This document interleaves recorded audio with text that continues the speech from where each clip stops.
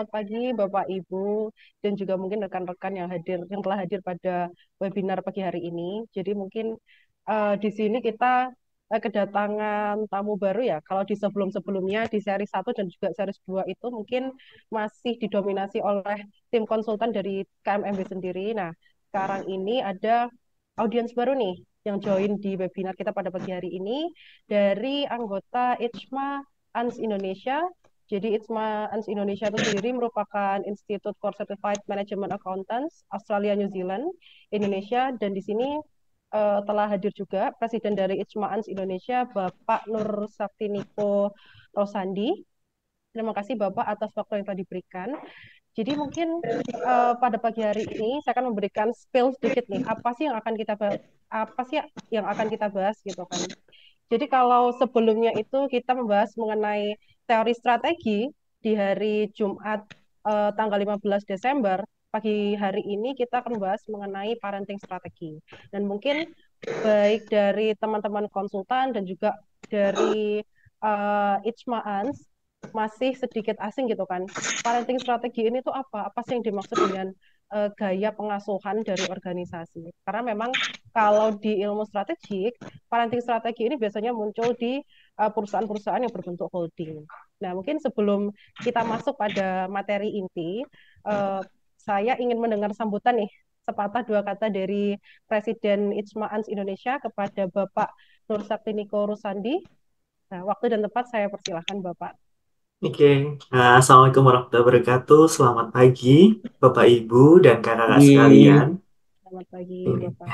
Oke, senang di sini kami dari ACMA Australia New Zealand ya. Saya Nur Niko Rosandi selaku Presiden ACMA saat ini. Eh, Mungkin di kesempatan kali ini gitu ya. Tadi saya minta waktu eh, sedikit gitu ya untuk menjelaskan program baru kita ya gitu ya, tentunya dengan kerjasama strategis dengan KMMB gitu kan, selaku consulting untuk corporate strategy gitu kan. Nah, kami dari SMA Australia Indonesia di sini membuka selalu gitu kan partnership-partnership baru gitu kan, yang bertujuan untuk bisa membantu para member dan juga non-member untuk mendapatkan pengetahuan yang memang diinginkan gitu ya. Nah, eh, di sini mungkin Pak Badowi dan juga mungkin rekan-rekan KMMB, kita selalu setiap sesinya gitu kan, di setiap pertemuan itu berusaha untuk mencari tahu apa sih sebenarnya yang dibutuhkan oleh para member dan juga praktisi akademisi audiens dari CMA Professional Forum kami gitu kan. Nah, salah satunya terkait dengan corporate strategi ini. Nah, alhamdulillahnya gitu ya, bisa bertemu dengan KMMB gitu dan juga memiliki program rutin terkait dengan corporate strategi series ini, makanya kita memfollow up gitu ya, supaya kita bisa bekerja sama gitu kan dalam webinar gitu kan, dan juga mungkin potensi-potensi partnership ke depannya gitu. Nah, Bapak Ibu dan kakak sekalian, mungkin di sini uh, selain CMA member gitu ya, dan juga mungkin ada audiens dari KMMB gitu ya. Baik, mungkin nantinya itu ya bisa bertanya langsung gitu atau berdiskusi dengan topik-topik yang terkait gitu. Nah, di akhir kata mungkin kembali lagi saya ucapkan terima kasih ke KMMB dan juga Bapak Ibu yang udah join gitu kan, enjoy discussion-nya, sharing-nya, semoga nantinya bisa bermanfaat dan tentunya bisa diimplementasikan di aktivitas Bapak Ibu sehari-hari, baik di bidang bisnis perusahaan profit atau non-profit, ataupun Bapak Ibu yang saya tahu juga ada beberapa dari akademisi yang bergabung di sesi kali ini. Terima kasih. Nah, mungkin itu sedikit dari kami. Baik, terima kasih Bapak. Saya boleh panggil dengan Pak Niko ya, mungkin. Silahkan boleh. Iya, Biasanya ya. dipanggil dengan nama tengah, Niko. Oke, baik Pak Niko. Ya, mungkin saya lupa memperkenalkan diri saya ya di awal. Jadi pada pagi hari ini, perkenalkan Bapak Ibu dan juga rekan-rekan dari KMMB. Saya Balis Aldila Batubara. Biasanya kalau di KMMB saya dipanggil Dila. Tapi nama asli saya sebenarnya Balkis. Jadi terserah nanti Bapak Ibu atau mungkin rekan-rekan mau memanggil saya, mungkin butuh bantuan ketika sesi tanya jawab. Dan pada pagi hari ini saya diamanahkan untuk menjadi moderator untuk webinar series ketiga dengan tema parenting strategi. Ya, mungkin terima kasih Bapak Niko atas sambutannya. Berikutnya kita dengarkan terlebih dahulu sambutan sepatah dua kata dari Bapak Muhammad Badawi selaku Direktur dari KMMB. Waktu dan tempat saya persilahkan. Oke, terima kasih Dila, Balkis ya. Baik, selamat pagi Bapak Ibu. Assalamualaikum warahmatullahi wabarakatuh. Terima kasih sudah menyempatkan waktu ya untuk upgrade nih ceritanya ya. Kita dari KMMB Management Consulting Firm pada series ketiga ini berkolaborasi dengan Pak Niko dari ITSMA ya, ANZ. Thank you so much Pak Niko, welcome. Pada pagi hari ini kita akan diskusi ya Bapak Ibu berkaitan dengan corporate strategi terutama pada parenting strategi begitu. Nah, terkait dengan acara ini, mungkin Bapak Ibu yang baru pertama kali bergabung sedikit menginformasikan Bapak Ibu, kita akan dari KMMB dan IJMA itu akan menyelenggarakan webinar series itu setiap hari Jumat ya, setiap hari Jumat pukul 9 pagi. Mungkin bisa dibantu share screen ya untuk all seriesnya ya. Coba. Nah, kita akan menyelenggarakan webinar terutama pada series sekarang adalah corporate strategi series ya. Hari ini kita sudah di series yang ketiga terkait dengan parenting strategi. Kemarin di series pertama kita sudah membahas tentang pengantar kira-kira corporate strategi itu apa. Ya. Kemudian pada series kedua kemarin kita membahas tentang berkaitan dengan teori-teori nih yang dipakai selama ini di dalam corporate strategi apa. Nah, pada hari ini series 3 itu tentang parenting strategi. Nanti dilanjut materi yang keempat, series keempat sampai series ke-13 gitu ya. Series ke-13. Nah, harapannya nanti kita akan melakukan ini setiap hari Jumat ya Bapak Ibu ya. Setiap hari Jumat dan harapan kami kita bisa bersama-sama untuk upgrade skill, bersama-sama untuk meningkatkan capacity kita, ya capability kita, supaya terutama Bapak Ibu mungkin sudah pada level middle management, juga pada top management kita belajar bersama-sama, ya upgrading bersama-sama. Karena kami melihat dengan best practice kami, ya, professional experience kami selama kami memberikan advisor kepada klien-klien kami itu masih menjadi dilematis ya dalam pengambilan keputusan. Oleh karena itu, besar harapan kami kita bersama-sama dengan IJMA ya Pak Niko, kita mendedikasikan materi ini untuk upgrade skill bersama-sama. Seperti itu. Saya kembalikan ke Balkis. Terima kasih Pak Badawi atas sambutannya. Ya mungkin ini adalah sesi pertama ya kita melakukan webinar dengan kerjasama bersama IJMA ANS Indonesia dan mungkin nanti diharapkan ke depannya ketika webinar itu kita tidak hanya sharing-sharing tentang strategik tapi juga mungkin bisa ini kolaborasi antara manajemen akuntan itu seperti apa sih? Atau kalau di perkuliahan saya sebelumnya itu mengenalnya sebagai akuntansi manajemen. Mungkin nanti bisa saling sharing dan juga berkolaborasi kalau di akuntansi manajemen itu seperti apa dan di strategik itu seperti apa dan ketika digabungkan itu implikasinya bagaimana. Ya, baik. Kita langsung ke inti acara pada pagi hari ini. Kita masuk ke pembahasan materi ya. Jadi untuk materi hari ini kita akan bahas mengenai parenting strategi dan speaker untuk webinar pada pagi hari ini, ya ini ada Pak Badawi selaku Direktur dari KMMB dan juga ada Mas Rizky Andri Kurniawan selaku tim konsultan di KMMB. Mungkin sedikit intro dari saya, dari apa yang saya pahami dan juga saya pelajari sebelumnya. Kalau parenting strategi ini berkaitan dengan strategi yang diimplementasikan, diformulasikan dulu ya, diformulasikan dan juga diimplementasikan oleh korporat atau perusahaan ketika mereka itu mengendalikan beberapa unit bisnis, yang mana unit bisnisnya itu bisa saja saling terkait atau saling tidak terkait. Nah, kalau misalkan strategi yang dirancang ini tepat, nanti kan diharapkan ke depannya induk ini kan akan mendapatkan sinergi. Nah, inti dari pembahasan pada pagi hari ini tuh ya berkaitan dengan intro yang saya jelaskan sebelumnya, dan mungkin langsung saja masuk kepada materi Managing Multiple Businesses through Parenting Strategy, dan mungkin akan saya persilahkan kepada Bapak Badawi untuk memulai sesi webinarnya. Silahkan. Baik, terima kasih Balkis atas pendahuluannya ya. Jadi terima kasih Bapak Ibu sudah join pada pagi hari ini. Jadi memang salah satu isu atau bahkan komponen-komponen penting di dalam bisnis kita saat ini adalah bagaimana kita bisa meningkatkan ekonomi of skill kita, ya, bahkan juga ruang lingkup bisnis kita. Nah, prakteknya ternyata memang setelah kita ketahui, let's say kita lihat di waktu itu ada Pelabuhan Indonesia misalnya. Pelabuhan Indonesia setiap kali ada, mungkin setahun sekali gitu ya, ada untuk kesehatan, maka muncul lagi anak usaha namanya Rumah Sakitnya Pelindo. Kemudian kita lihat juga di sektor yang lain, di PTPN juga demikian. PTPN juga membuat rumah sakit demikian. Nah, sehingga apa yang terjadi ketika bisnis kita ini sudah sangat beragam, Bapak Ibu ya, bisnis kita sudah beragam, kemudian bagaimana cara kita mengelola. Nah, inilah yang dimaksud sebagai parenting strategi, gitu ya. Ini mohon izin, Dila, apakah suara saya terdengar jelas?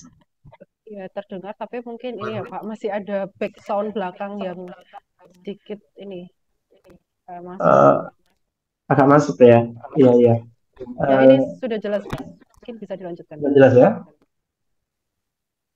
Oke. Kalau sekarang apakah lebih jelas? Ya, lebih jelas Pak. Lebih jelas sekarang ya? Oke. Oke, saya nggak usah pakai headset kalau gitu.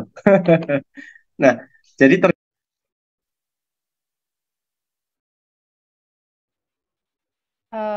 mohon maaf, Pak Badawi.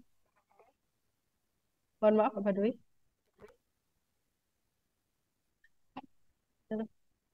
Mungkin masih di mute ya, Bapak Badawi.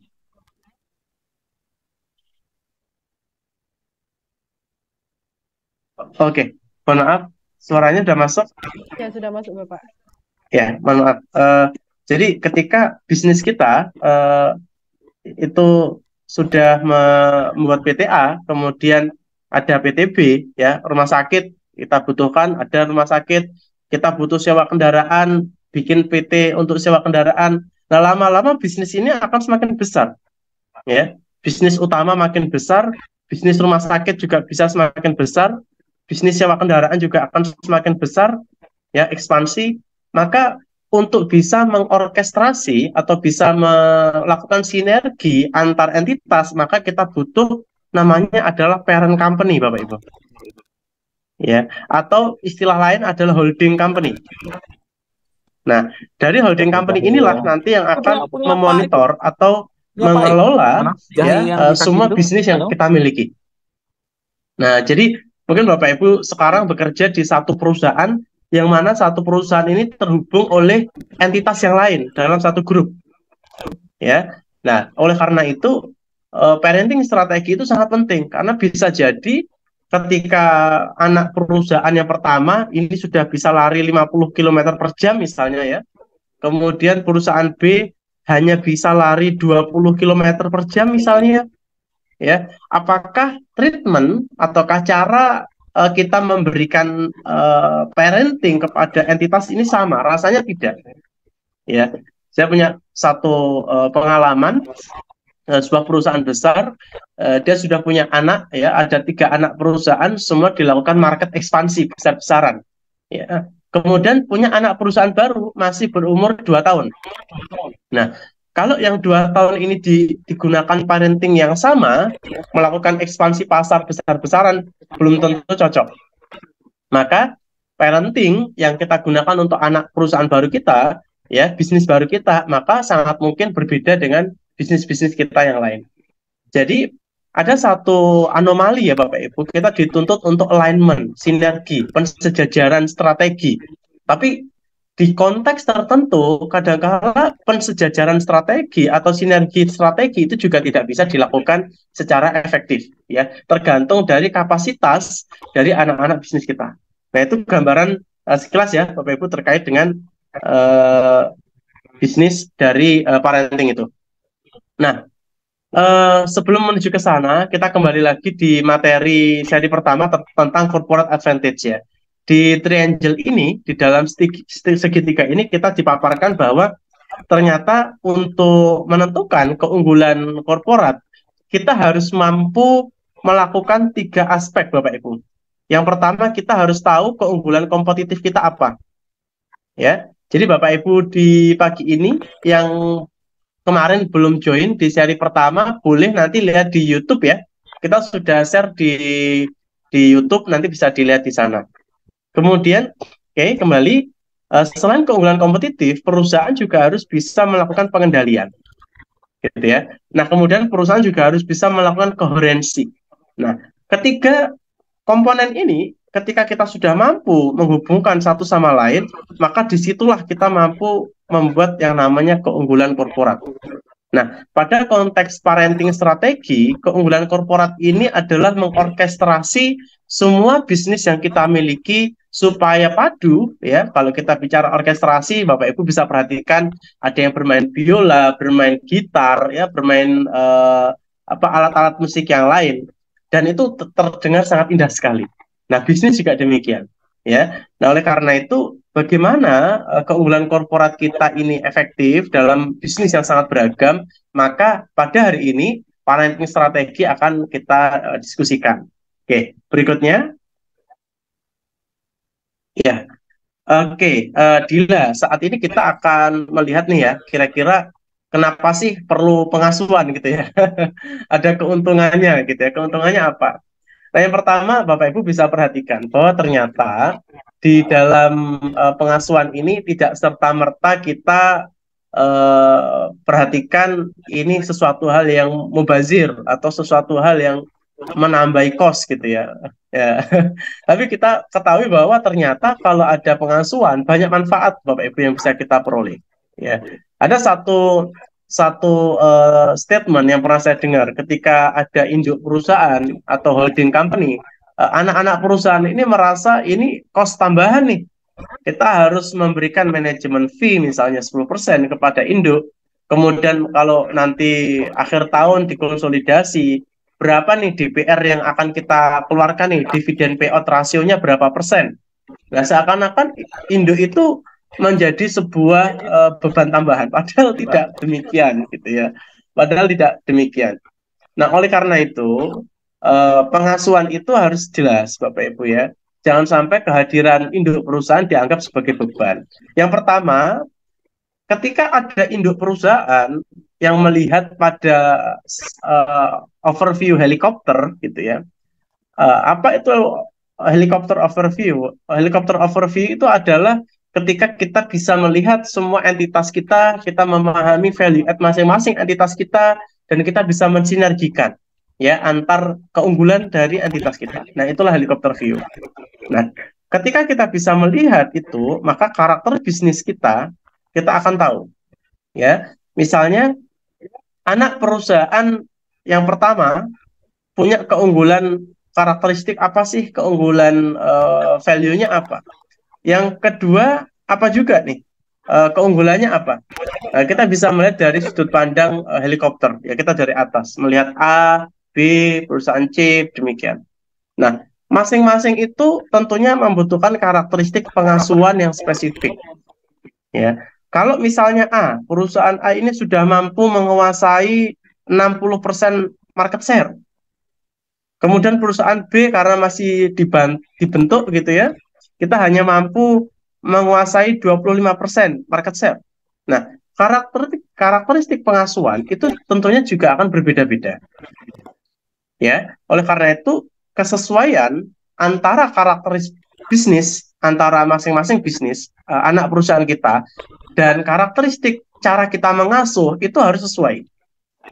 Ya, apakah yang A ini akhirnya kita carikan investor?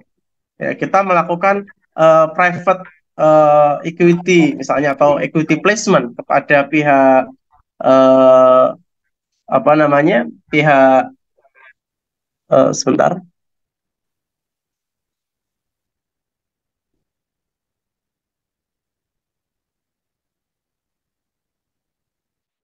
ya misalnya melakukan private placement ya sangat mungkin karena ketika kita perhatikan perusahaan-perusahaan dengan cakupan volume yang sudah besar Bapak Ibu itu sudah tidak bisa lagi melakukan bisnis-bisnis secara organik ya itu terlalu besar kita melepas melepas potensi pasar. Nah, lebih baik kita melakukan aksi korporasi. Apakah dalam bentuk private placement ataukah dalam bentuk IPO ya, itu sangat sangat mudah sekali bagi kita untuk melakukan leapfrog ya, lompatan-lompatan kata atau meningkatkan skill up bisnis kita ya. Kemudian ini misalnya perusahaan yang kedua, yang B itu 25% misalnya. Nah, ketika 25%, apakah juga perlu melakukan private placement atau aksi-aksi korporasi? Ya, masih banyak opsinya. Nanti kita akan membahas masing-masing anak ini kira-kira di treatment seperti apa. Ya, di slide ke-13 kalau tidak salah nanti ada beberapa treatment. Nah, oleh karena itu apa? Karakteristik pengasuhan, tentunya Bapak Ibu di sini sebagai pelaku pasar juga sudah ada ini ya story ya. Nanti bisa sharing-sharing nih.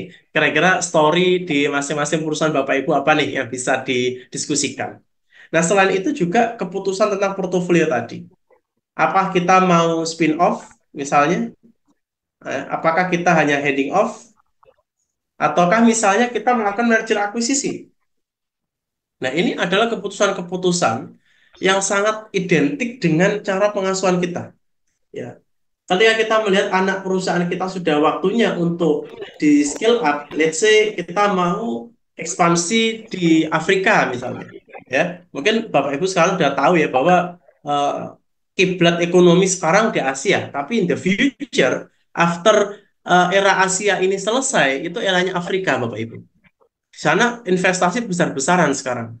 Nah, ketika kita mau ekspansi, misalnya kemarin Indofood itu sudah bikin pabrik di Afrika untuk produksi Indomie. Ya. Sangat mungkin juga kita akan ekspansi ke sana perusahaan kita. Bagaimana caranya? Sangat mungkin kita melakukan akuisisi lokal company di sana supaya membantu produksi kita, atau kita melakukan KSO misalnya, ya. Kita melakukan konsorsium. Nah, skema-skema keputusan inilah yang sebetulnya bisa dilihat dari pengasuhan ya. Nah, oleh karena itu ini sangat penting bagi kita untuk memperhatikan cara mengasuh itu sangat penting. Saya kembalikan ke Dila, silakan. Ya, baik. Terima kasih Pak Badowi atas intronya ya. Mungkin nanti bisa disambung lagi dengan Pak Badowi di materi berikutnya untuk hari ini. Nah, mungkin sebelum masuk ke speaker kedua kita, ke Mas Andri. Jadi sebenarnya di parenting strategi ini tuh inti sarinya adalah bagaimana sih cara perusahaan bisa mencapai parenting advantage. Nah, untuk bisa mencapai advantage itu perlu dilihat kesesuaian antara karakteristik pengasuh dan karakteristik bisnis serta keputusan tentang pengasuh dan keputusan tentang portofolio. Dan mungkin di slide selanjutnya akan kita bahas lebih lanjut mengenai karakteristik dari induk atau parenting karakteristik. Kenapa sih induk ini tuh perlu kita lihat karakteristiknya? Apakah nanti akan berdampak pada parenting advantage yang akan kita capai atau berdampak pada hal lain? Nah, mungkin slide berikutnya ini saya langsung persilahkan ya kepada speaker kedua kita, Mas Rizky Andri Kurniawan. Silahkan waktu dan kesempatannya saya berikan. Baik, terima kasih Mbak Dila. Sebelumnya saya ucapkan selamat pagi ke Bapak Ibu yang sudah bergabung pada pagi hari ini, dari Bapak Ibu Itsma, dari teman-teman rekan-rekan di KMMB, juga dari eksternal. Saya ucapkan selamat pagi. Sebelumnya perkenalkan, Bapak Ibu bisa panggil saya Andri. Pagi hari ini mohon izin untuk menyambung materi yang sudah disampaikan Pak Baidowi sebelumnya terkait dengan parenting strategi gitu. Ya, jadi kita masih bicara tentang karakteristik Bapak Ibu. Nah, kenapa karakteristik ini penting? Karena kita bicara hubungan. namanya hubungan ketika eh, baik dari sisi parent, dari sisi induk perusahaan maupun dari sisi unit bisnis, ketika eh, hubungan ini tidak memiliki keselarasan yang tepat atau tidak memiliki keselarasan yang tinggi, sangat mungkin bahwa parenting strategi yang diterapkan oleh induk ini tidak sesuai dengan unit bisnis atau pengembangan unit bisnis yang diharapkan seperti itu. Karena itu kita di slide ini masih bicara terkait dengan karakteristik. Nah, dari karakteristik yang sudah disampaikan Pak Baidowi sebelumnya, kita bisa melihat setidaknya ada 5 pendekatan untuk melihat karakteristik dari induk terhadap unit bisnis atau anak perusahaannya. Yang pertama bisa kita lihat dari peta mental yang menjadi pegangan dari para manajer atau induk perusahaan. Kemudian juga bisa kita lihat dari sisi struktur korporasi, struktur organisasi, bagaimana parent menempatkan anak usaha atau unit bisnisnya dari sisi struktur, bagaimana mereka mengelola koordinasi antar unit bisnis, baik eh, top to bottom atau secara horizontal antar unit bisnis. Kemudian juga dari sisi sistem manajemen dan proses bisnis perusahaan. Kemudian juga kita bisa lihat dari fungsi sentralisasi untuk pemanfaatan sumber daya yang ada di perusahaan, bagaimana parent mengelola sumber daya perusahaan, juga bagaimana parent mendelegasikan sumber daya yang dimiliki perusahaan ke masing-masing unit bisnis, sehingga koordinasi dan pemanfaatan sumber daya ini bisa berlangsung dengan maksimal di perusahaan. Kemudian ada juga terkait dengan sifat, pengalaman dan keahlian dari para manajer di induk perusahaan, dan yang terakhir terkait dengan sejauh mana perusahaan atau korporasi ini telah mendelegasikan tanggung jawab atau sejauh mana proses desentralisasi yang dilakukan oleh induk perusahaan terhadap manajer-manajer yang ada di unit bisnis atau di anak perusahaan. Nah, dari karakteristik-karakteristik tersebut, kita bisa tarik beberapa pertanyaan yang bisa kita jadikan acuan. Mohon maaf sebelumnya, ini apakah suara saya menggema atau bagaimana ya? Ya, mungkin Bapak Ibu dan rekan-rekan yang masih belum di mute ya audionya, saya mohon untuk di mute terlebih dahulu, jadi supaya bisa fokus mendengarkan materi yang kita sampaikan, yang kami sampaikan pada pagi hari ini, dan mungkin nanti bisa di unmute ketika sesi tanya jawab. Untuk suaranya Mas Andri terdengar jelas. Ya, baik. Makasih Mbak Dila. Ya, saya izin lanjutkan ya Bapak Ibu. Jadi dari karakteristik-karakteristik yang sudah kita bahas tadi tentang kesesuaian antara parent dengan unit bisnis atau anak perusahaan, juga dari beberapa aspek ya, atau beberapa ya dari beberapa aspek yang bisa kita lihat terkait dengan kesesuaian antara karakteristik induk dengan unit bisnis, kita bisa tarik beberapa pertanyaan yang bisa kita jadikan landasan berpikir, katakan seperti apakah dari induk perusahaan atau dari pengasuh itu memiliki karakteristik. Contohnya seperti keahlian, pemanfaatan sumber daya, kemudian proses manajemen dan lain sebagainya itu yang sesuai dengan peluang pengasuhan dalam unit bisnis yang dibawahi.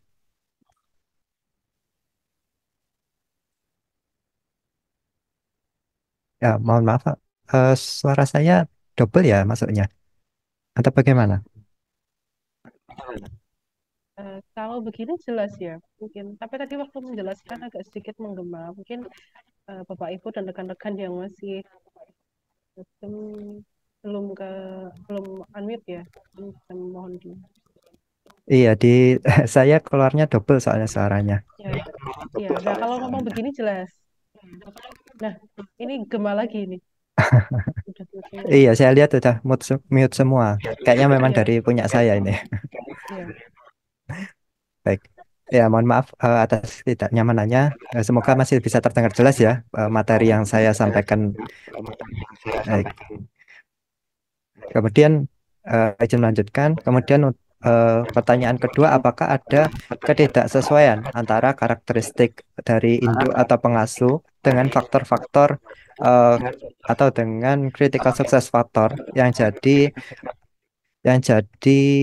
ibaratnya yang jadi poin penting bagi perusahaan, bagi anak perusahaan seperti itu. Nah, dari dua pertanyaan tadi kita bisa petakan, kemudian bisa kita petakan melalui grafik yang ada di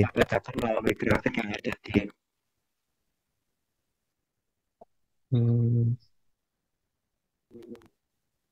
ya, mohon maaf sebentar mungkin saya cek audio saya ya. Mungkin ya mungkin kalau Mas Andri memang eh, ini buka dua Zoom atau ada Ya, device lain, mungkin device yang satunya bisa di ini ya volumenya bisa di paling kecil kan ya, di saya hanya buka satu Zoom, Mbak Dila. Ini buka satu lebih Zoom ya. Ya, masih menggema ini. masih menggema ya. Iya, mungkin Hmm, bisa coba ya nggak pakai headset, mungkin kalau misalkan memang lagi pakai headset atau earphone. ya baik sebentar.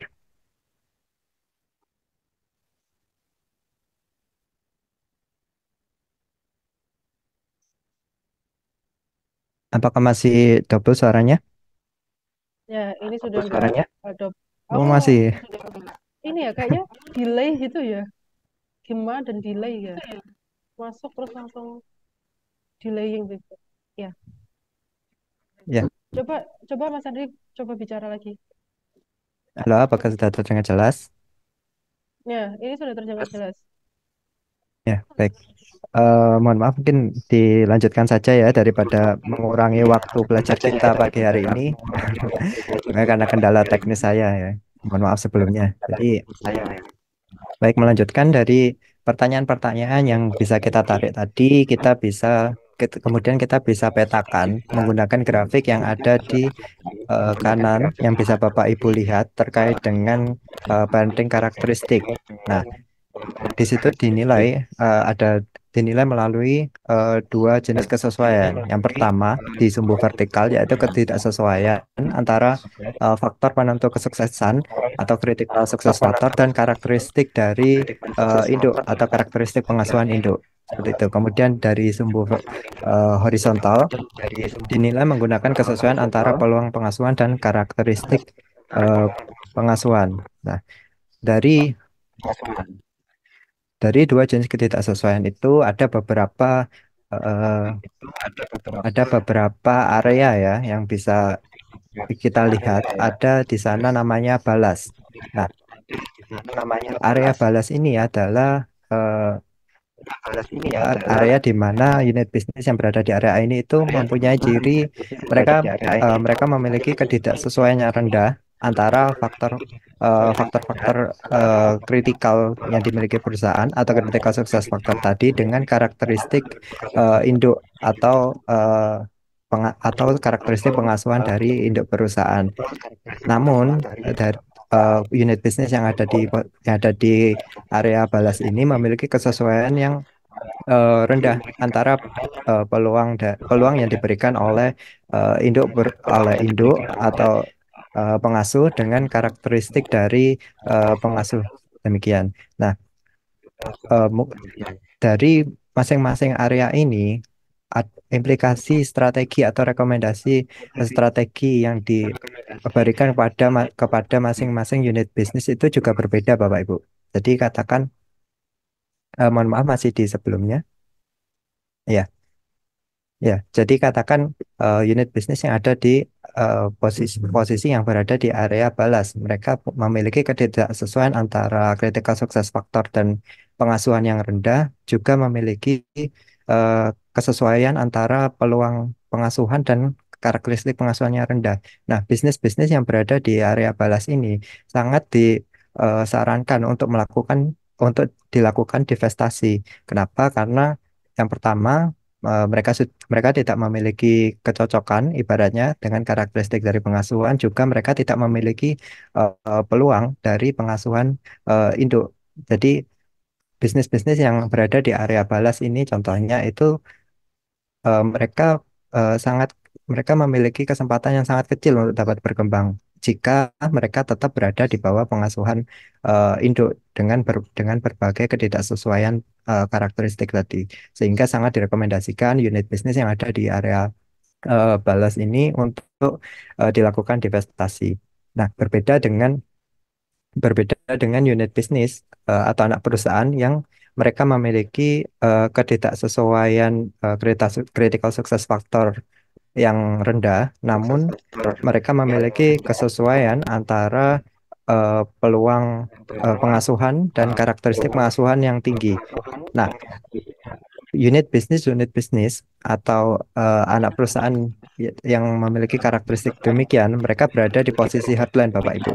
Nah, posisi hardline inilah yang kita harapkan sebagai induk perusahaan supaya unit bisnis atau anak perusahaan ini bisa berkembang. Dengan apa caranya? Dengan memberikan support penuh. Induk perusahaan memberikan support penuh pada anak perusahaan dengan peluang-peluang pengasuhan yang diberikan oleh induk perusahaan. Nah, kurang lebih seperti itu. Nah, bisa dilanjutkan ke slide selanjutnya.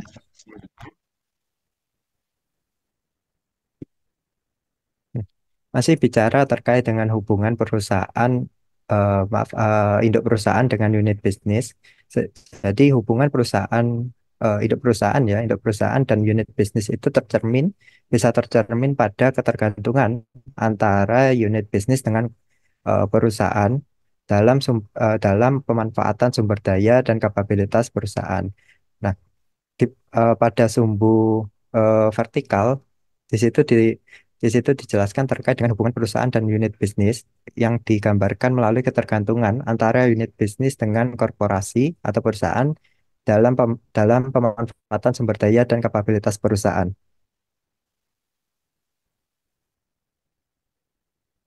Nah, sedangkan pada sumbu horizontal, hubungan antar unit bisnis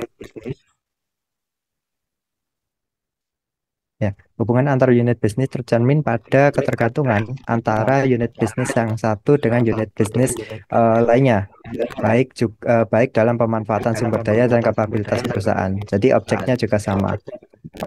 Nah, kalau sumbu vertikal kita bicara hubungan antara unit bisnis dengan induk, sedangkan yang sumbu horizontal kita bicara hubungan antar unit bisnis atau ketergantungan antar unit bisnis. Nah, dari dua variabel ini kita bisa petakan kembali ada 4 logika corporate strategi atau ada 4 keputusan yang bisa kita ambil terkait dengan kondisi antara induk perusahaan dan anak perusahaan ini. Ketika ketergantungan anak perusahaan terhadap induknya itu sangat tinggi, sedangkan hubungan antar unit bisnis katakan dalam satu holding tersebut rendah, maka rekomendasi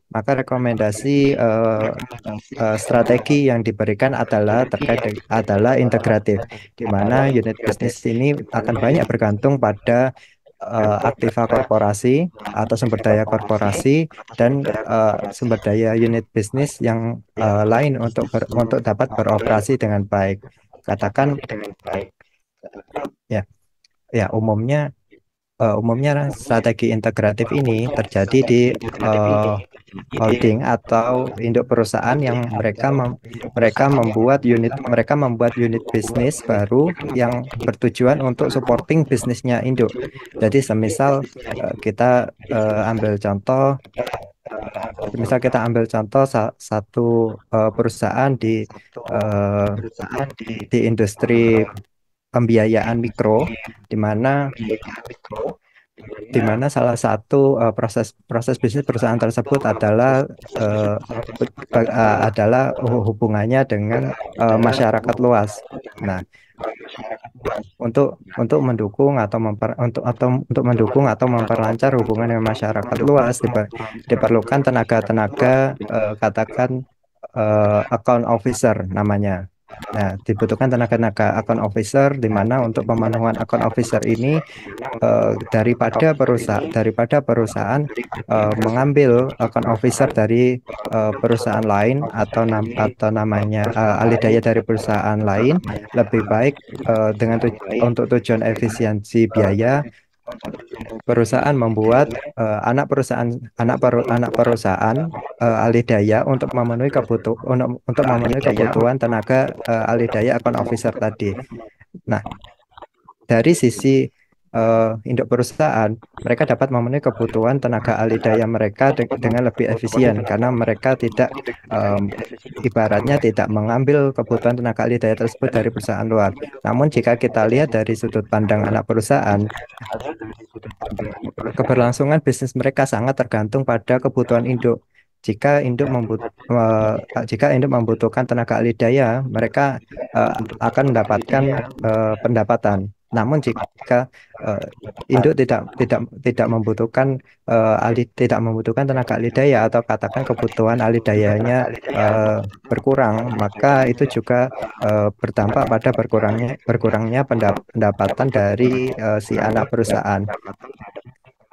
Nah, itu contoh dari rekomendasi dari strategi integratif, di mana ketergantungan dari unit bisnis terhadap induk perusahaan sangat tinggi. Namun bagaimana kemudian jika ketergantungan atau hubungan antara unit bisnis dengan induk perusahaan itu dia tidak begitu tinggi, katakan, sehingga anak perusahaan atau unit bisnis tersebut dapat beroperasi secara mandiri. Kemudian hubungan antar unit bisnis secara horizontalnya cukup tinggi.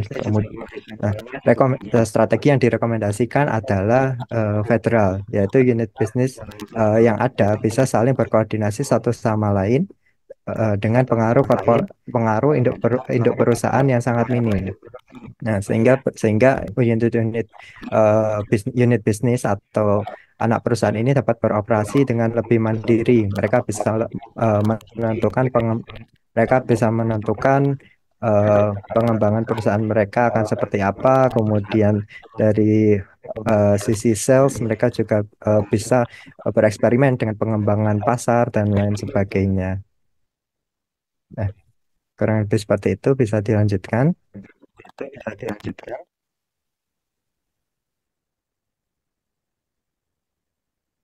Baik.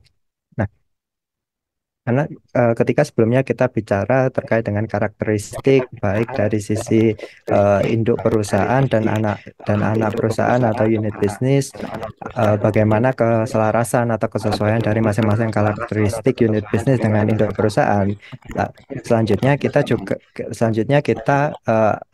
perlu mengetahui bagaimana caranya untuk mengelola bisnis-bisnis yang ada dalam perusahaan itu atau unit bisnis kita, bagaimana kita mengelolanya.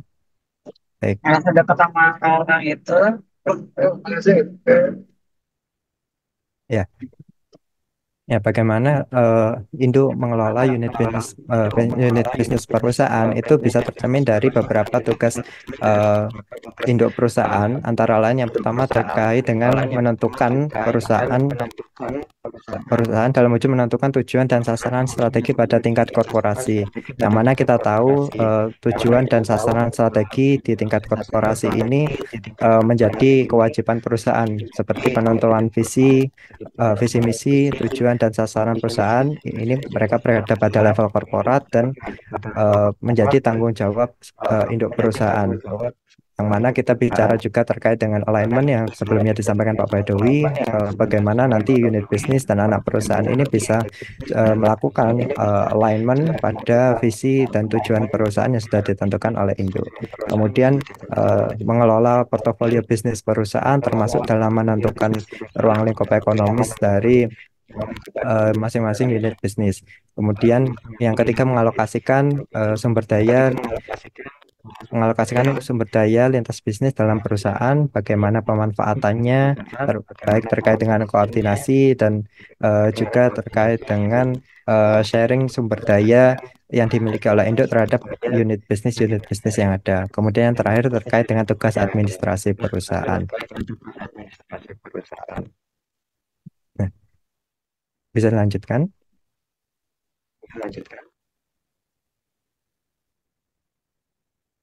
Baik. Nah, termasuk juga pada gaya pengasuhan ya, atau gaya parenting ini menjadi kewajiban dari induk perusahaan bersama dengan unit bisnis.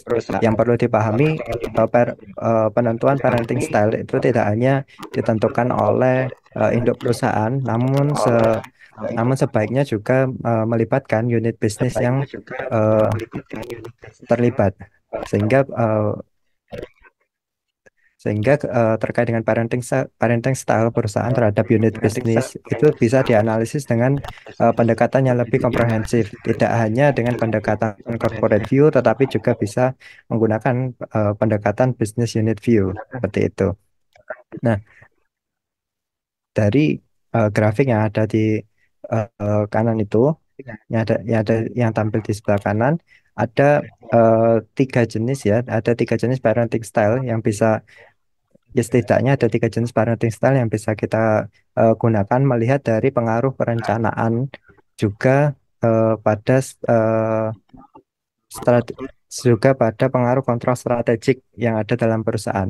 Ketika pengaruh perencanaan strategis yang ada dalam perusahaan itu sangat tinggi pada unit bisnis atau anak perusahaan, maka eh, sedangkan untuk kontrol strategiknya fleksibel.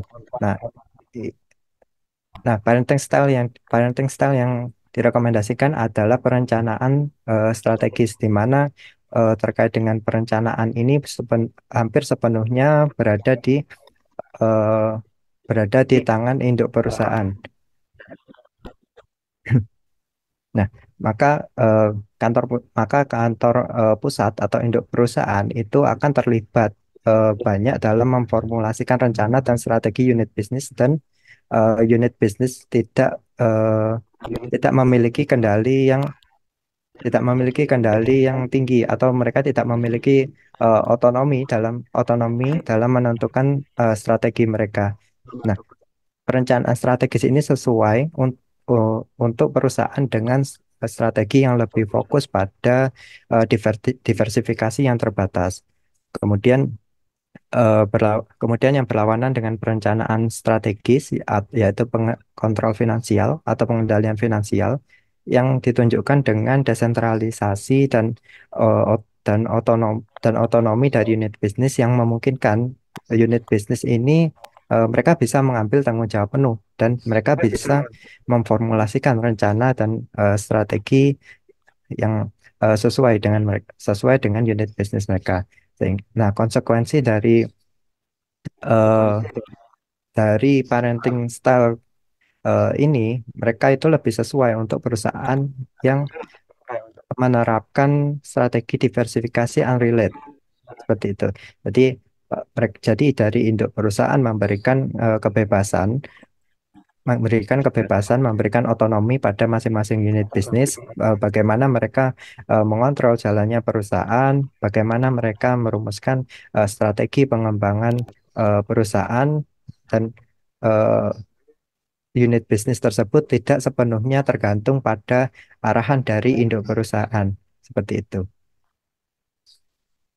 Nah, bisa dilanjutkan. Baik.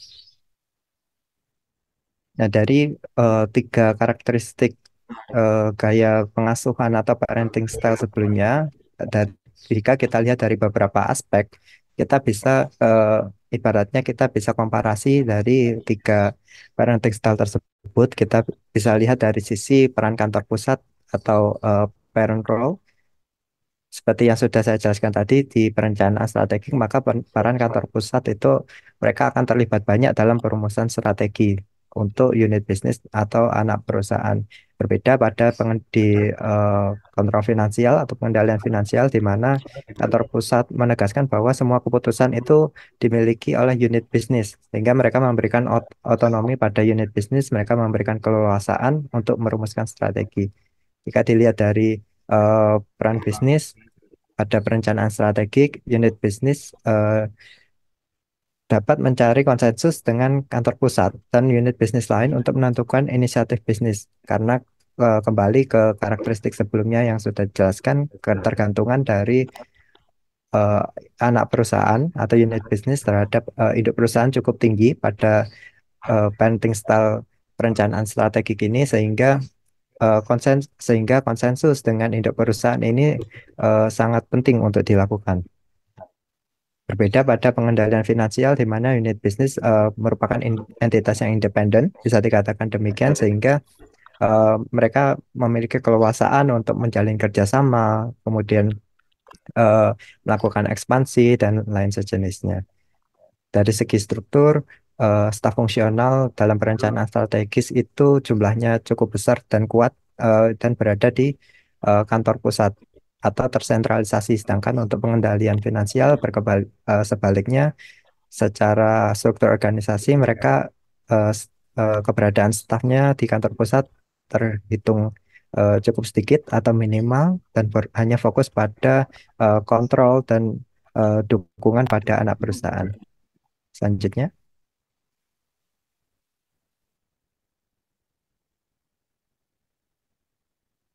dari sisi proses perencanaan atau planning proses, pada perencanaan strategik, alokasi sumber daya ini sepenuhnya didorong oleh persyaratan strategi jangka panjang, atau kalau kita sebut biasanya di eh, manajemen strategik itu sebagai RJPP atau rencana jangka panjang perusahaan, atau corporate plan atau rencana eh, bisnis, atau rencana strategis dan lain sebagainya. Itu.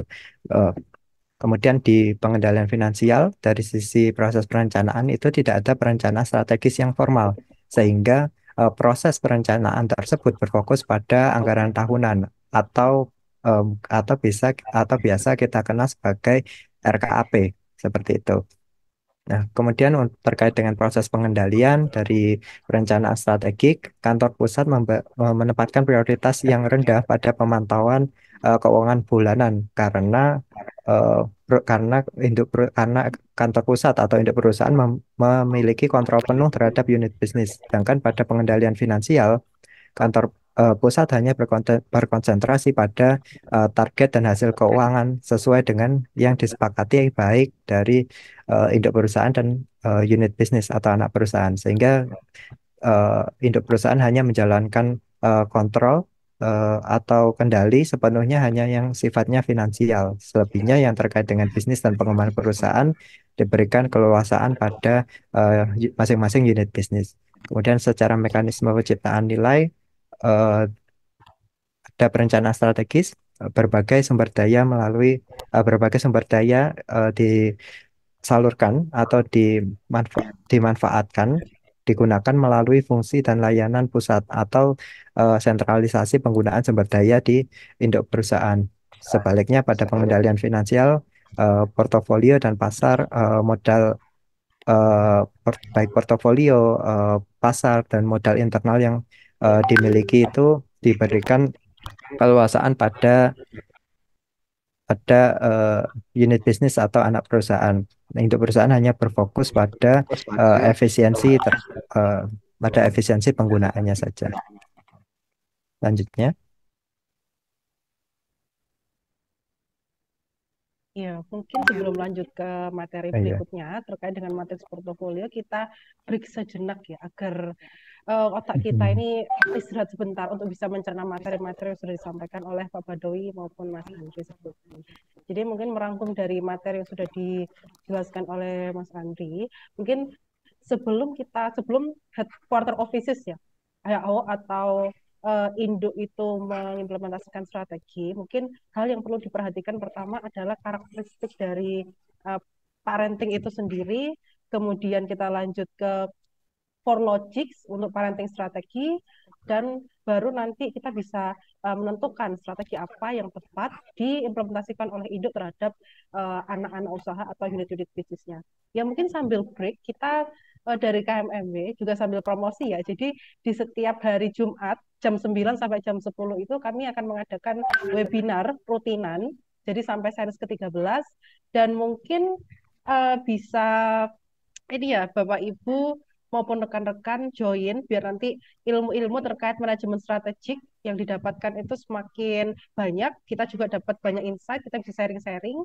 Dan untuk minggu depan, ini ada series keempat live webinar kita dengan speaker kita tentu saja tetap dengan Bapak Muhammad Badawi selaku Direktur KMMB dan juga Mbak Cindy Paulina akan membahas applying business segmentation to build economics of scale. Jam tetap sama, dilaksanakan pada pukul 9 pagi hingga pukul 10 pagi. Silahkan Bapak Ibu dan juga rekan-rekan yang mungkin berminat bisa mendaftar pada link yang disediakan atau juga nanti ketika hari H bisa langsung join link Zoom melalui link yang kami sediakan serta ID dan passcode yang sudah kami cantumkan di poster. Oke. Sesi break kita selesaikan sampai sini dulu. Kita lanjut ke materi berikutnya karena sudah jam 9.57 ya. Kita lanjut ke materi berikutnya. Jadi tadi kalau di awal dengan Pak Badawi dan juga Mas Andri kita membahas mengenai parenting strategi. Dan selanjutnya kita akan membahas mengenai cara-cara atau strategi yang bisa kita lakukan untuk mengelola unit bisnis yang dimiliki oleh perusahaan. Dan mungkin pembahasan pertama ini dilanjutkan dengan matriks portofolio. Untuk Pak Badawi, waktu dan tempat saya persilahkan. Baik, terima kasih Dila. Sebelumnya suara saya cukup jelas, Dila? Jelas, Pak. Oke, terima kasih Bapak Ibu. Jadi tadi Andri sudah share ya, ternyata untuk pengasuhan itu tidak semudah yang dibayangkan ya ternyata ya Bapak Ibu ya. Ada banyak sekali pilihan-pilihan. Apakah kita mau memberikan kendali pada level perencanaannya, ataukah kita akan melakukan pengendalian pada level keuangannya. Nah, ini menjadi pilihan-pilihan yang tentunya akan dikembalikan ke Bapak Ibu masing-masing. Ya, apakah memang peran dari induk perusahaan itu relatif sangat ketat, ataukah peran dari induk itu relatif lebih fleksibel gitu ya. Nah, kalau fleksibel maka tentunya COA, ya, chart of account, atau misalnya standar-standar maksimal dari setiap costing itu harus jelas. Ya, beberapa company mereka membuat SSH ya, satuan standar harga, kemudian juga ada beberapa batasan seperti itu. Nah, semakin besar company Bapak Ibu, semakin besar anak. Tadi disinggung juga oleh Andri bahwa beberapa pengendalian keuangan itu digunakan untuk tipe karakteristik anak yang diversifikasinya itu tidak terkait dengan induk atau yang kita sebut sebagai unrelated diversification. Nah, tentunya menindaklanjuti cara pengasuhan itu kita juga harus bisa petakan ya Bapak Ibu ya. Kira-kira anak-anak usaha kita itu ada di mana? Ya, anak-anak perusahaan kita ada di mana? Nah, pada konteks ini kita bisa menggunakan matriks portofolio. Apakah posisi anak perusahaan kita itu ada di start, gitu ya? Apakah anak perusahaan kita itu ada di cashco misalnya, ataukah anak perusahaan kita di question mark, atau bahkan di doc, nah, seperti itu. Nah, seperti yang saya sampaikan di pengantar tadi bahwa cara pengasuhan itu beda-beda, gitu ya. Sederhananya begini, misalnya Bapak Ibu punya anak nih, anaknya ada yang sudah kuliah, anaknya ada yang SMA, SMP, atau bahkan SD, maka pasti uang sakunya beda-beda ya tentunya Bapak Ibu ya. Nah, uang saku yang beda-beda ini kan kita tentukan berdasarkan kebutuhannya, berdasarkan aktivitasnya, berdasarkan apalagi kapasitas dalam pinter apa tidak mengelola keuangan, kan demikian. Nah, cara pengasuhan di perusahaan juga demikian. Kita harus tahu dulu nih, anak perusahaan kita ini di posisi mana. Ya, tentunya kalau ada di posisi star, misalnya PTA, gitu ya. PTA ini di posisi star, artinya posisi pangsa pasar relatif itu tinggi, Bapak Ibu ya, itu tinggi.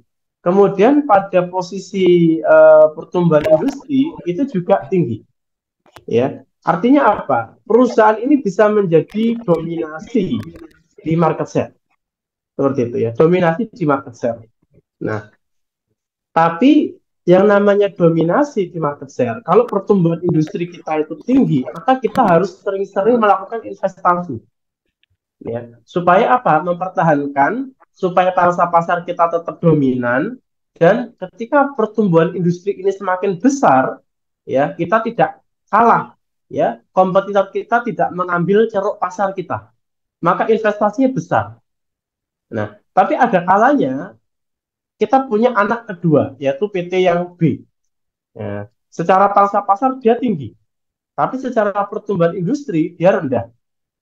Apa maknanya? Maknanya perusahaan B ini bisa menjadi cash cow kita, sumber cash kita. Ya, tidak perlu banyak inovasi di sana. Ya, jadi kita dapat, let's say kita dapat 1 M. Di sini juga bisa dapat 1 M misalnya. Tapi 1 M-nya di start itu mungkin bobonya bisa 80%. Besar. Karena kita terus melakukan aktivitas-aktivitas yang menghabiskan dana. Tapi kalau pertumbuhannya rendah, maka kita bisa hemat sekali, let's say 50%. Dan kita punya free cash flow yang menarik, yang banyak sekali. Nah, biasanya cash flow ini harus ada, Bapak Ibu, di holding company harus ada, ya, di grup bisnis kita harus ada. Sehingga ketika ada bisnis yang cash flow, ini bisa mendorong secara konsolidasi atau secara supporting keuangan, maka kita bisa mendukung peningkatan bisnis A ini. Ya, di sini sebetulnya orkestrasi dari induk perusahaan. Ya, kita mengelola, oh ternyata PT B ini punya cash yang banyak, maka bisa support ke PT A. Seperti itu ya. Nah, atau bahkan jika secara rasio PT A ini ternyata rasionya itu jelek ya. Nah, sangat mungkin kita dalam induk company kita melakukan parenting strategi dengan cara apa? Kita menjadikan PT B ini ya sebagai entitas atau anaknya PT A. Jadi cucunya kita. Nah, jadi kalau awalnya perusahaan holding punya 2 anak A dan B, maka sekarang diganti. Holding ini punya anak namanya A dan A punya anak namanya B. Nah, supaya kalau dikonsolidasi, laporan keuangan PT A ini bagus. Nah, seperti itu, ya. Jadi ini adalah bagaimana skenario kita di dalam mengembangkan entitas-entitas kita supaya lebih bagus, ya.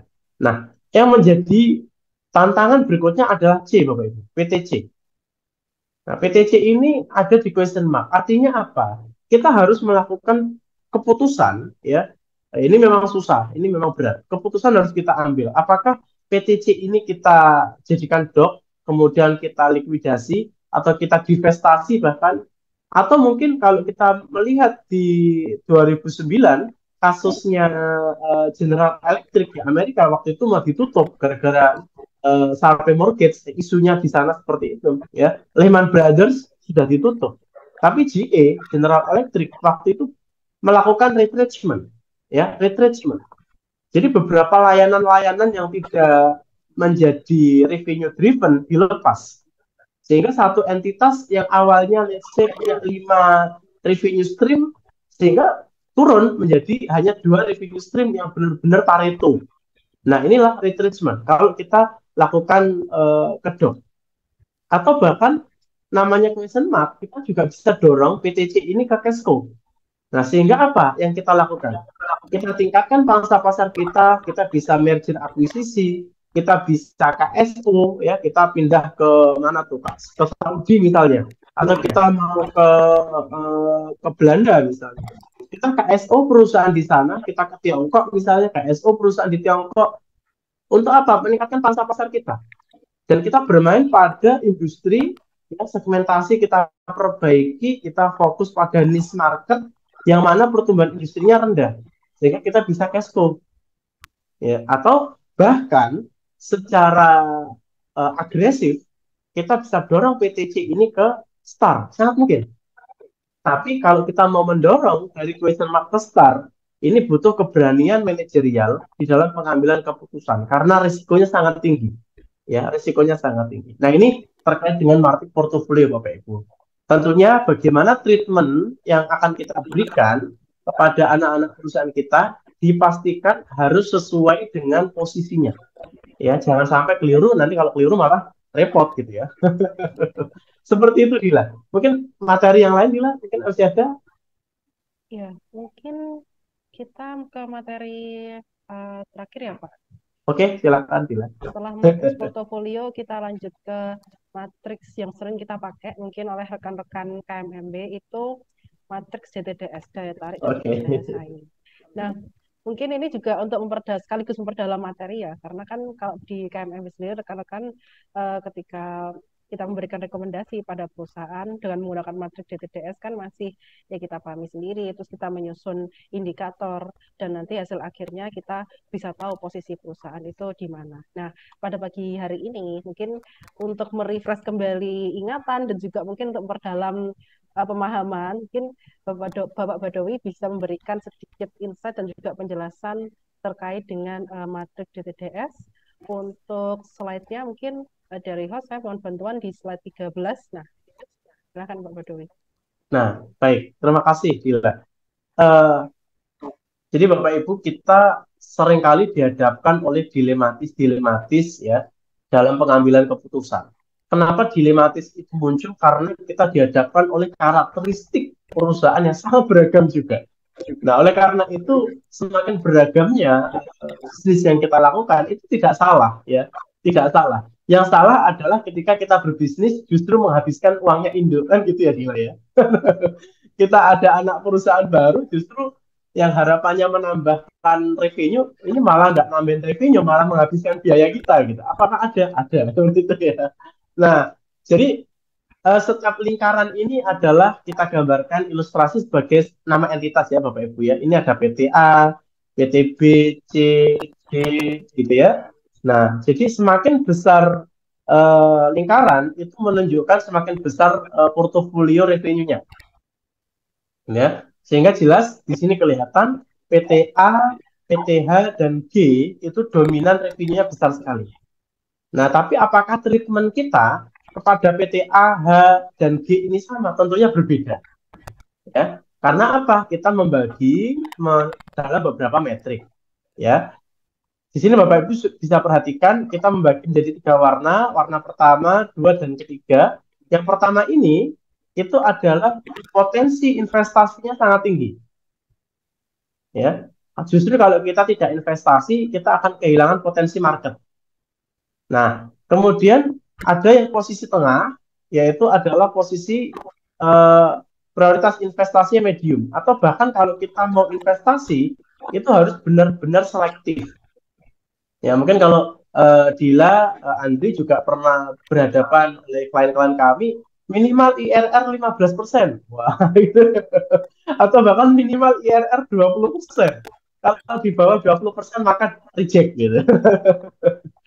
Tapi kalau posisi perusahaan A, B, dan C ada di posisi prioritas investasi tinggi, even itu IRR-nya let's say 10%, tidak masalah. Karena kita bicara future. Ya, kita bicara future.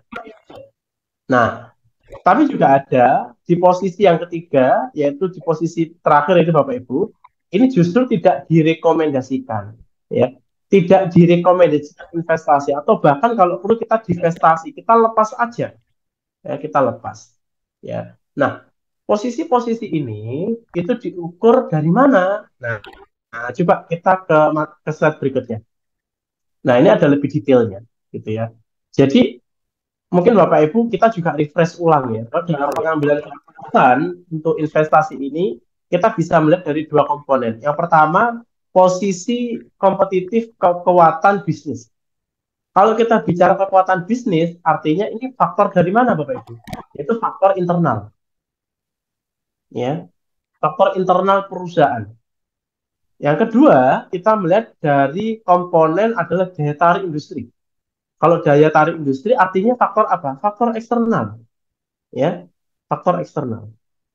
Jadi, contoh nih, meskipun kekuatan internal kita ini kuat, Bapak Ibu, tapi kalau industrinya ini tidak baik-baik saja, atau industrinya ini lagi lesu, artinya di posisi rendah.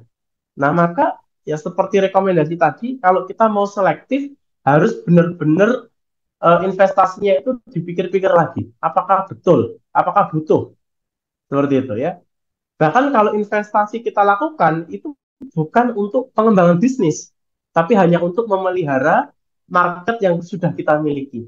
Memelihara produk yang sudah kita miliki supaya tidak tergerus oleh kompetitor. Ya, jadi investasinya sangat-sangat selektif. Ya. Tapi bagaimana kalau kekuatan internal kita sudah sangat kuat, sangat hebat, beyond gitu ya, beyond standar, dan ternyata industrinya juga sudah sangat tinggi, bagus. Maka apa yang kita lakukan? Ya, maka kita harus terus tumbuh. Nah, kita terus tumbuh, ya. Kalau kita sekarang, let's say, market share sudah 45%, Bapak Ibu, ya kita tingkatkan menjadi 65% misalnya, dalam 3 tahun ke depan. Atau tadi Mas Andri juga mengatakan contohnya RJBP, rencana jangka panjang perusahaan. Ini KMMB sering ya, kita diminta oleh klien-klien kami untuk menyusun rencana jangka panjang perusahaan di berbagai industri ya. Nah, ternyata kalau posisi layanan itu ada di internalnya kuat dan eksternalnya juga kuat, sangat mungkin Bapak Ibu ya. Sangat mungkin kita melakukan leverage yang sangat besar. Bahkan pengalaman kami kita pernah menjumpai ya Mas Andri ya, dalam 5 tahun revenue itu bisa naik sampai 10 kali lipat. Bayangkan, sesuatu ini bukan 10% ya, tapi 10 kali. Jadi kalau tahun ini let's say ada berapa nih? 20 triliun, maka itu bisa menjadi 200 triliun ya. 10 kali lipat. Ya, ini sangat menarik Bapak Ibu. Sangat menarik. Nah, caranya bagaimana? Ya kita melakukan dominasi. Kita menjadi the winner di segmen apa? Ya, kita menjadi the winner di segmen apa? Kita juga pernah punya klien itu market share itu sudah 85% di Indonesia. Ya, ini sedikit lagi sudah kena ini apa? Monopoli. Ya, sudah besar sekali. Nah, supaya kita ekspansi lebih besar lagi, maka apa yang kita lakukan? Kita maksimalkan investasi Bapak Ibu. Kita bermain tidak hanya di Indonesia, tapi kita bermain di luar negeri. Seperti itu ya, kita main di luar negeri. Nah, pertanyaan berikutnya, Bapak, kita kalau di Indonesia mungkin kita sudah ngerti ya, kita pasarnya ya teman-teman kita juga gitu. Bahasanya juga bahasa Indonesia. Tapi kan kalau di luar negeri susah nih. Misalnya ke Vietnam nih, kita nggak bisa bahasa Mandarin. Kita mau ke mana? Ke India, kita tidak bisa bahasa India. Caranya bagaimana?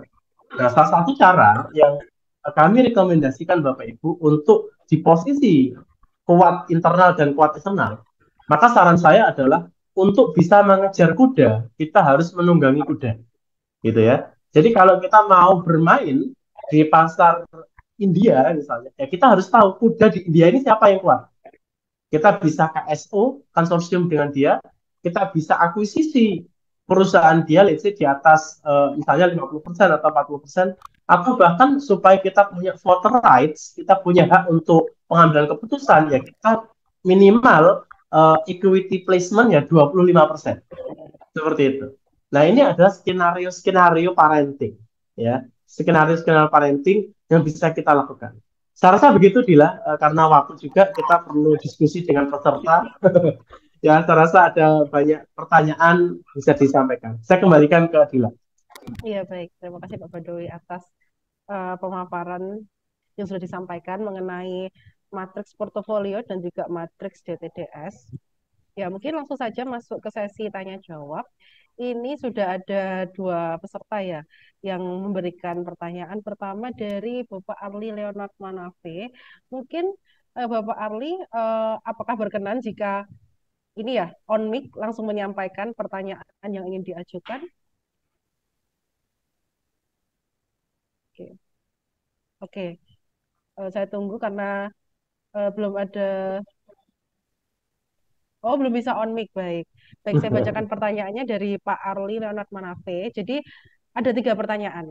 Pertanyaan pertama, bagaimana perusahaan induk memprioritaskan bisnis-bisnisnya mirip dengan cara orang tua memprioritaskan perhatian mereka terhadap anak-anak. Kemudian pertanyaan yang kedua, ini ada dalam hal delegasi tugas, bagaimana perusahaan induk membagi tanggung jawab di antara bisnis-bisnis yang dikelola, seperti orang tua yang melibatkan anggota keluarga dalam tugas-tugas rumah tangga. Dan yang ketiga, bagaimana perusahaan induk menegakkan komunikasi yang efektif di antara tim manajemennya dalam setiap bisnis yang dipegangnya, serupa dengan cara orang tua berkomunikasi dengan anak-anak mereka. Mungkin dari pertanyaan Pak Arli, eh, bisa dijawab atau ditanggapi terlebih dahulu dari Pak Badowi maupun Mas Rizky Andri. Ya, mungkin saya ingin menjawab dulu ya, Dila. Pak Arli luar biasa Pak, salam kenal Pak.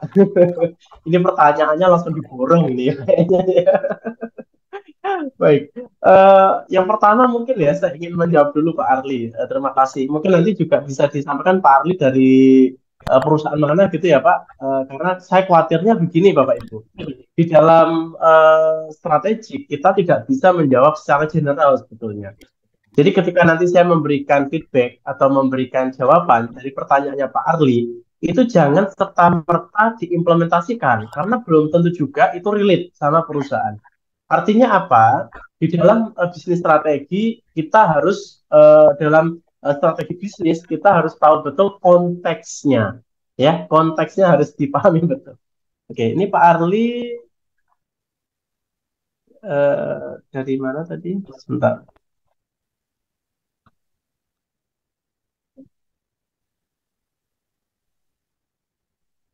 Oke, PT TBS Energi Utama. Oke, mungkin dari perusahaan energi ya, Bapak Ibu ya. Eh, jadi gini, pertanyaan yang pertama terkait dengan prioritas bisnis. Ya, prioritas bisnis mana yang akan kita prioritaskan? Ini pertanyaan yang menarik dan sering muncul, Bapak Ibu, di berbagai kesempatan parenting. Jadi saya menggambarkan gini, prioritas itu muncul atas dasar strategi atau agenda induk. Ya, kita punya PT induk, ya. Nah, induk punya anak, berarti kita punya 3 anak, ada A, B, C. Nah, di dalam 5 tahun ke depan, kira-kira induk ini mau kemana? Misalnya ada 5 tahap. Kita bicara rencana jangka panjang misalnya ya, kita bicara 5 tahun. Ini tahun pertama, tahun kedua, tahun ketiga, keempat, dan tahun kelima. Nah, tahun pertama kita fokusnya adalah perbaikan internal misalnya.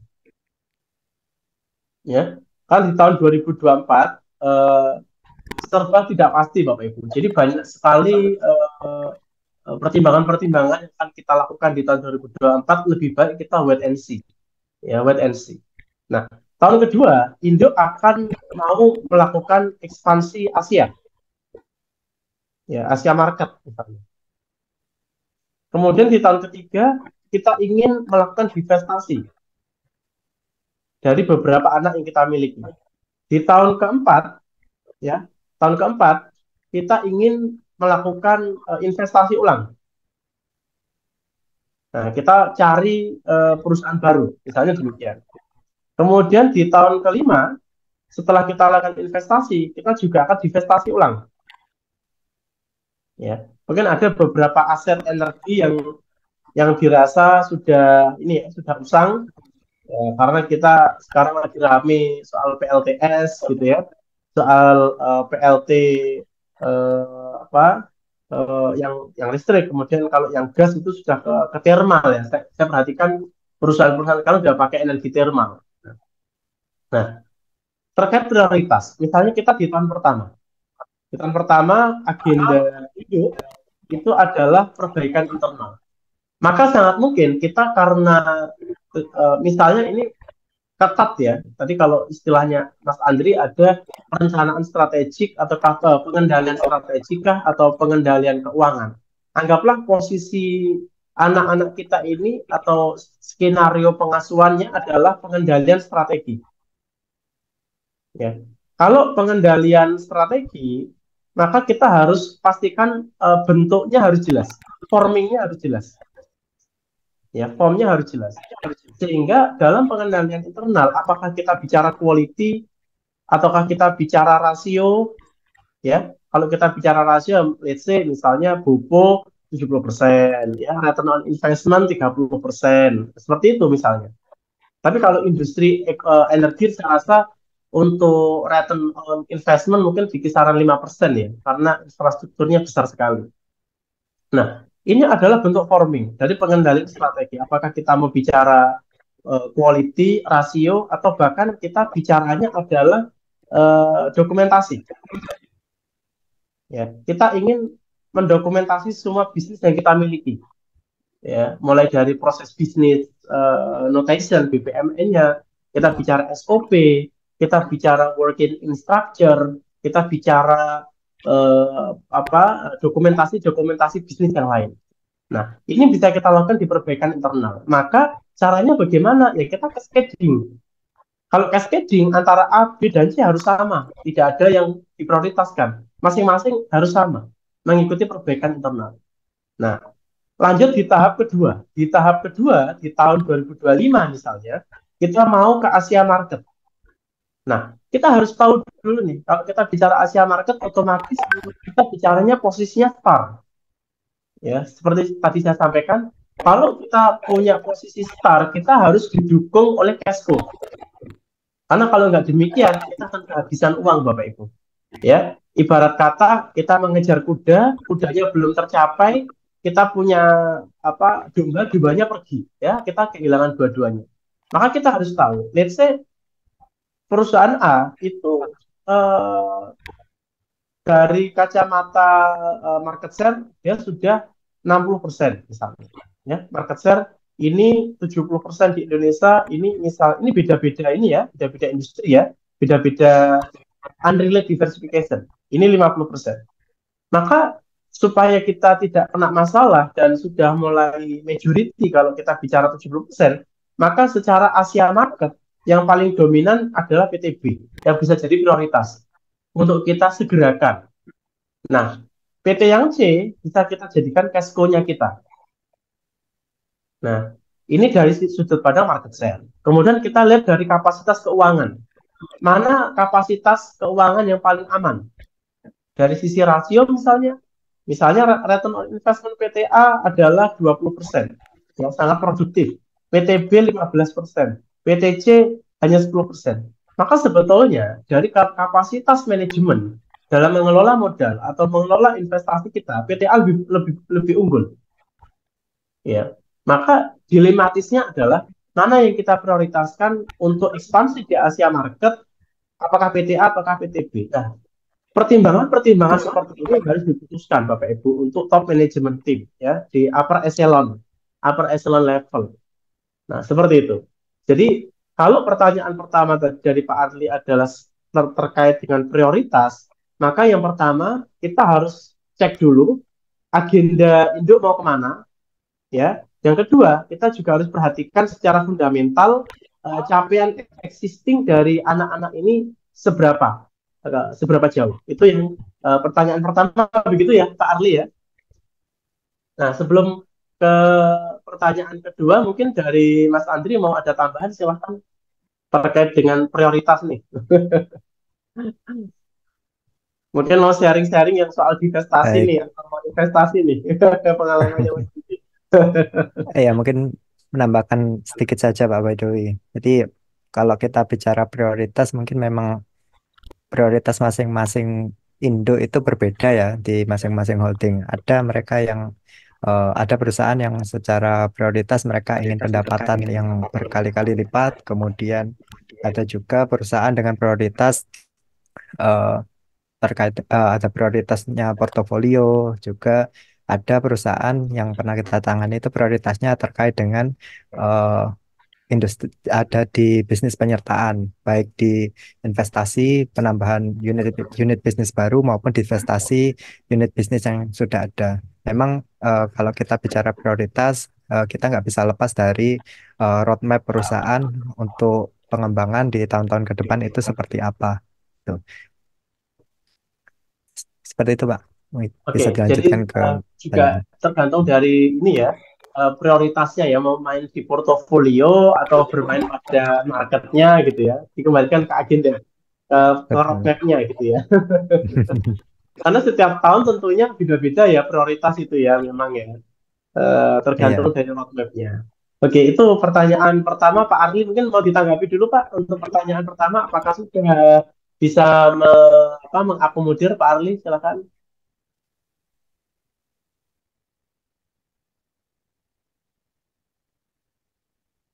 Oke, atau kita lanjutkan? Oh, sudah jelas ya. Oke, kalau gitu kita lanjut ke pertanyaan kedua. Ini sampai jam berapa ya? Dilanjut. Iya, mungkin ini ya Pak, dari pertanyaan Pak Arli ini, 3 pertanyaan utama, dan mungkin mohon maaf sebelumnya ini dari Pak Alfian sebenarnya ada bertanya lagi, ada pertanyaan. Nah mungkin 2 pertanyaan itu dulu Pak yang kita prioritaskan mengingat keterbatasan waktu, dan mungkin Oke, kami batasi sampai pukul 10.35 mungkin ya Pak, 10.35 atau oke, boleh. 10.40 untuk webinar pada pagi hari ini. Nah, kalau gitu dari Dila aja dipilih nih pertanyaan kedua siapa nih yang akan kita fasilitasi? Ya, Pertanyaan dari Pak mungkin Arli lagi atau dari yang lain? oke. Silakan. Baik, kalau begitu karena keterbatasan waktu, untuk pertanyaan Pak Arli yang bisa kami akomodir, mungkin pertanyaan pertama dulu ya Pak, mengenai bagaimana perusahaan untuk memprioritaskan bisnis-bisnisnya. Kita lanjut ke pertanyaan kedua dari Pak Alfian. Jadi Pak Alfian ini memberikan contoh studi kasus nih Pak. Jadi ada skenario headquarter itu di Indonesia, subsidiary di Jepang, bentuknya joint venture. Terus kemudian yang kedua, fungsi headquarter adalah main offices dan manufacturing plant.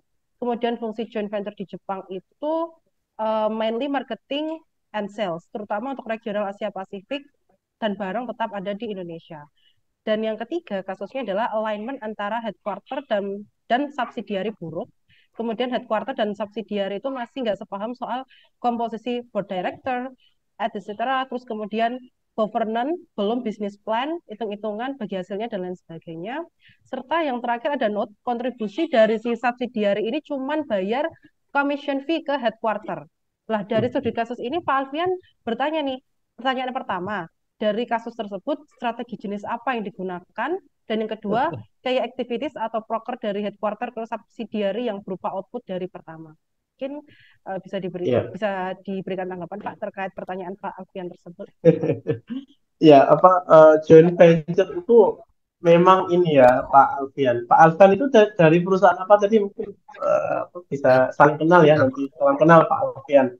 Salam kenal juga. Mohon izin ini Alfian Iya Pak Alfian. dari perusahaan MWCL dan juga manajer strategi. Jadi kami startup bergerak di bidang bioteknologi. Salam kenal.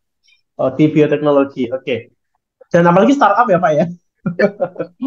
Saya mungkin cerita dulu Pak. Cerita dulu mungkin Bapak Ibu ini bukan promosi ya Bapak Ibu ya. Kita sharing common practice. Mungkin Bapak Ibu pernah mendengar perusahaan waktu itu Asahi Club. Ya, jadi Indofood waktu itu pengen punya perusahaan air kemasan, air mineral, tapi karena dia tidak punya teknologinya, belum ada pengetahuan di dalam pengelolaan air mineral, maka Indofood ini bekerja sama dengan perusahaan Asahi, maka punya perusahaan patungan nih, PTX saya lupa namanya ya. PTX ini yang memproduksi air minuman yang namanya Club. Ya sekarang Bapak Ibu tahu Club. Nah, pada akhirnya apa? Ketika dominasi pasar itu sudah bagus, sebetulnya sah-sah saja. Ya, ketika kita melakukan aktivitas korporasi apapun itu sah-sah saja, Pak Alfian. Tapi waktu itu apa? Yang diambil alih pengambilan keputusannya Indofood. Dia membeli sahamnya klub, ya, dari Asahi itu sampai 100%. Jadi sekarang kalau Bapak Ibu perhatikan klub itu sudah nggak ada Asahinya kan Bapak Ibu ya. Nah, transaksinya itu bisa sampai berapa triliun ya waktu itu ya Dila, saya lupa. Antara 20 triliun atau 200 ya lupa. Antara sekian itulah ya. Nah, artinya kita harus kembalikan lagi Pak Alfian. Tujuan utama adanya joint venture itu apa sih? Kenapa kalau kita harus menggunakan perusahaan patungan? Itu yang harus kita perhatikan. Perusahaan patungan itu adalah sebuah skenario yang kita buat karena ada keterbatasan sumber daya. Kan demikian. Nah, ketika Bapak, ini ada sebuah case, kita ada perusahaan Jepang, kemudian dan perusahaan di Indonesia, pasti masing-masing punya keterbatasan untuk mencapai tujuannya masing-masing. Sangat mungkin tujuan perusahaan di Jepang tidak bisa melakukan manufacturing atau tidak bisa melakukan pengolahan. Dan dia tahu di Indonesia ini sumber daya sangat melimpah. Kalau kita beli barang mentah dari Indonesia, logistiknya tinggi. Nah, lebih baik kita bangun pabrik aja di Indonesia, kan begitu. Ya, kalau tadi bicara bio-bio itu kita punya singkong, kita punya tebu, kita punya many things ya. Indonesia semuanya ada di Indonesia Bapak Ibu. Nah, bahkan kalau kita tahu ya Pak Alfian, untuk trimester ketiga tahun ini itu ekonomi growth kita dari pengolahan atau manufaktur itu tertinggi, itu sekitar 5,2%, artinya di atas rata-rata nasional. Rata-rata nasional itu cuma 4,94% kalau nggak salah di trimester ketiga, ya besar sekali. Nah itu keuntungan atau tujuan dari perusahaan Jepang, misalnya demikian Pak Alfian. Nah kira-kira perusahaan di Indonesia ini apa nih tujuannya kok mau melakukan usaha patungan atau joint venture? Tentunya harus kita kembalikan dulu. Kalau memang tujuannya adalah karena pada level capacity keuangan, maka ya lebih baik kita usaha patungan daripada pinjam di bank. Nanti ada berbunga. Belum tentu juga duitnya bisa muter gitu. Maka kita harus tahu tujuan awal. Nah, soal masalah yang terjadi, apakah ada manajemen fee, apakah koordinasi yang buruk, atau bahkan mungkin portofolio investasinya beragam, itu akan menjadi masalah ketika tujuan awal tadi pembentukan joint venture tidak tercapai. Nah, jadi kalau perusahaan Jepang tadi tujuannya adalah dia punya duit nih, dia mau scale up ruang lingkup usahanya. Awalnya mungkin dia punya pabrik apa nih? Ini di depan saya ada tumbler nih, ada pabrik tumbler. Kemudian dia mau ekspansi bikin biosolar.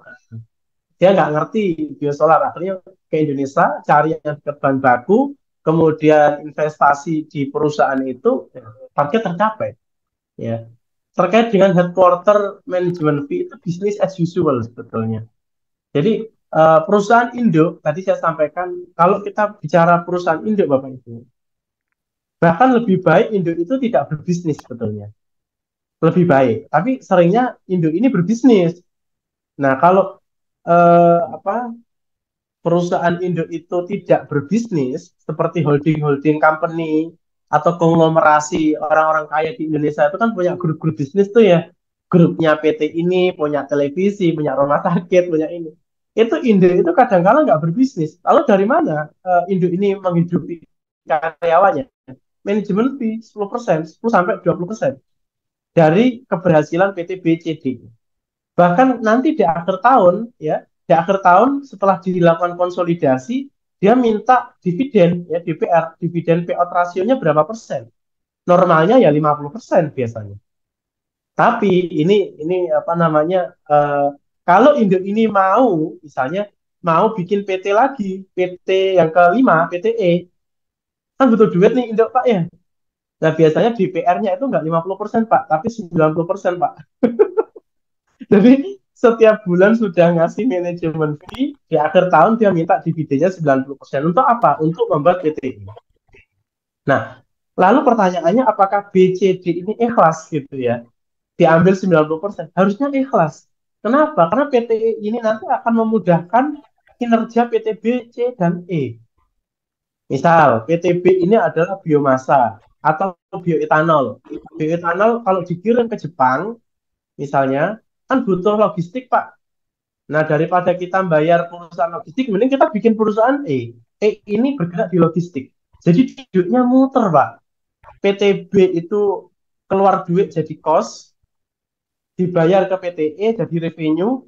Tapi kalau Bapak Ibu perhatikan, cost-nya PTB dan revenue-nya PTE ini kan hanya set off kalau dikonsolidasi di Indo. Ya kan? Keluar kantong kiri, masuk kantong kanan Pak. Ya, jadi jangan lupa Bapak Ibu mungkin ada yang bekerja di induk company. Ketika kita mau melakukan diversifikasi, jangan sampai diversifikasi kita ini justru merugikan PT existing. Ini kalau kesalahan dari parenting strategi. Nah, jadi kalau terkait masalah fokus itu harus dibagi nih memang. Biasanya induk ini adalah reinventing, mencari potensi bisnis baru, mencari market baru ya, sehingga ada fee, marketing fee, manajemen fee dan lain-lain. Nah soal koordinasinya supaya lebih jelas Pak, maka kembalikan lagi ke tujuan awal. Kenapa dulu perusahaan patungan ini dibangun? Kemudian apakah kepentingannya sudah terakomodir? Main di sini aja, ngadep sini aja deh Pak. Kalau belum terakomodir, ya maka harus dilakukan readjustment ulang Pak. Bahkan kalau perlu, kalau memang sudah tidak sesuai dengan tujuan awal, ya joint venture ditutup juga bisa, Pak. Tapi eman-eman ya, Pak, ya, jangan ditutup lah, Pak. Seperti itu, Pak Alfian. Saya kembalikan ke Dila. Saya tanya dulu ya ke Pak Alfian. Mungkin dari Ya, penjelasan Pak Badui sudah menjawab pertanyaannya Pak Alfian. sangat-sangat sangat untuk skenario A ya. Karena kalau kayak gini kan skenario A sampai Z ya, seorang kepala strategis gitu. Jadi mungkin makasih banyak Pak Badawi penjelasannya. Jadi mungkin ini aja apa namanya spoil bukan spoil ini terjadi di kami. Jadi sebenarnya itu joint venture itu tujuannya itu untuk portofolio. Kenapa? Karena kita tuh masih startup yang masih Udah mencari selesai. kita masih mencari funding ya. Sehingga salah satu bentuk nyata kalau kita itu adalah market research-nya oke adalah kita punya entitas bisnis di Jepang seperti itu. Gitu sih. Terima kasih Pak Dwi. Oke, terima kasih. Saya kembalikan ke Dila. Baik, baik. Terima kasih Pak Badawi atas penjelasannya dari pertanyaan yang sudah diajukan peserta. Dan saya mohon maaf kepada para peserta yang mengajukan pertanyaan, sudah menuliskan pertanyaan di chat. Belum bisa kami akomodir semua karena keterbatasan waktu. Dan mungkin nanti Bapak Ibu maupun rekan-rekan yang ingin mengulang, ingin melihat kembali webinar pada pagi hari ini bisa menonton kembali di YouTube channel resmi dari KMMB Konsultan Manajemen.